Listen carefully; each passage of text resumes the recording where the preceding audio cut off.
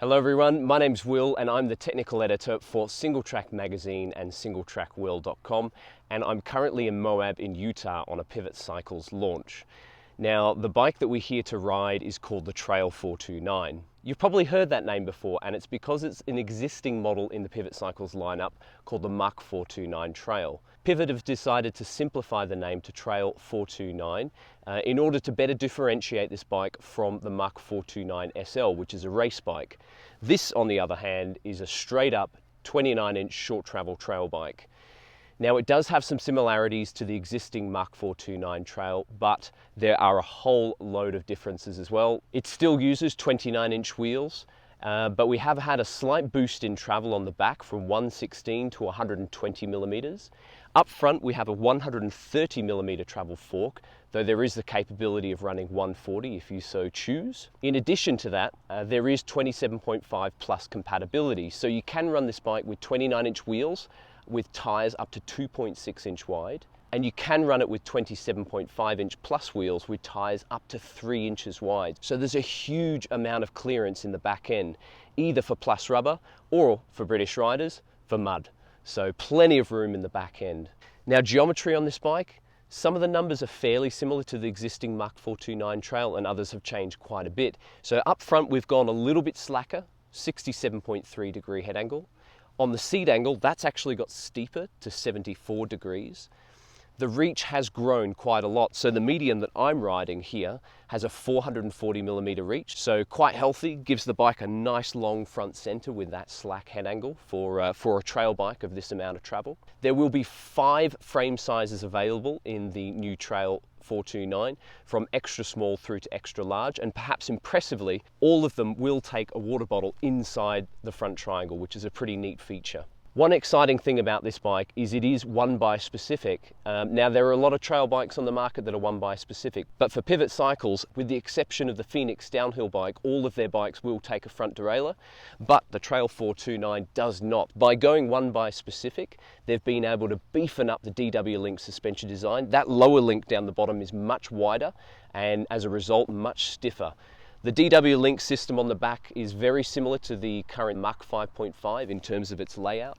It's designed to provide a really nice, firm, efficient pedaling platform without any need to flip levers on the shock. It's a very, very efficient design, but it's still designed to be active on the small, medium and big hits as well. Now, one of the other changes with the Trail 429 is slightly controversial, the change to Super Boost Plus pacing, which is also featured on Pivot's existing Switchblade model. Now, Pivot have gone for the Super Boost Plus spacing in order to facilitate that huge amount of tyre clearance on the back, whilst also keeping the chainstays quite short. We've got 429 millimeter chainstay length on the back.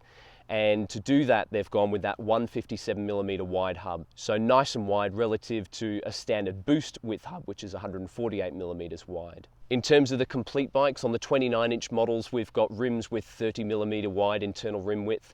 We're running tyres from MAXXIS. These are 2.4-inch wide trail tyres, so they are designed specifically for those wider rims. For the cockpit, we've got 45 millimeter long stem and a 760 millimeter wide handlebar, and that's consistent across every size range, except for the extra small, which goes a bit shorter on the stem and a little narrower on the handlebar.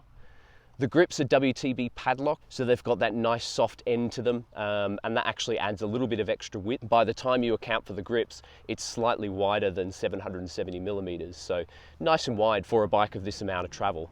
So how does it ride? Well, the trails we've been riding today here in Moab, you may be familiar with. We've been riding MAG 7 and Portal, which are very technical, very rocky trails that have been putting this bike to its absolute limits. One thing I can say is this bike climbs incredibly well. That DW Link suspension design is very, very efficient, which is not exactly a surprise given it's a Pivot. Their suspension design always feels very, very firm under power. There's very little energy loss when you're pedaling along, and that's true for this Trail 429. Perhaps the most surprising thing is on the technical climb. So the suspension is still active, and that means on big, slabby, rocky, chunky kind of climbs that we've been going up, This bike is able to skip and hop its way up really well. It's quite low in the cockpit. There's the head tube is nice and short with the hidden lower headset there as well, and that means it's quite easy to get over the front end of the bike, to lift it up over rocks and keep it moving on the climbs. On the descents, we've definitely been using all 120 millimeters of travel. The trails I've been riding today have pushed this bike to the limits, but I've been very surprised what I've been able to get away with. It's never bottomed out harshly. It's certainly used all of the travel on multiple occasions, but it handles those big rapid hits surprisingly well. And I guess that's a sign of a really well sorted chassis, nice stable geometry, but also a fantastic suspension design that handles those big impacts with very little fanfare. So, been very impressed so far with the Trail 429 and how versatile it has been for riding extremely technical terrain.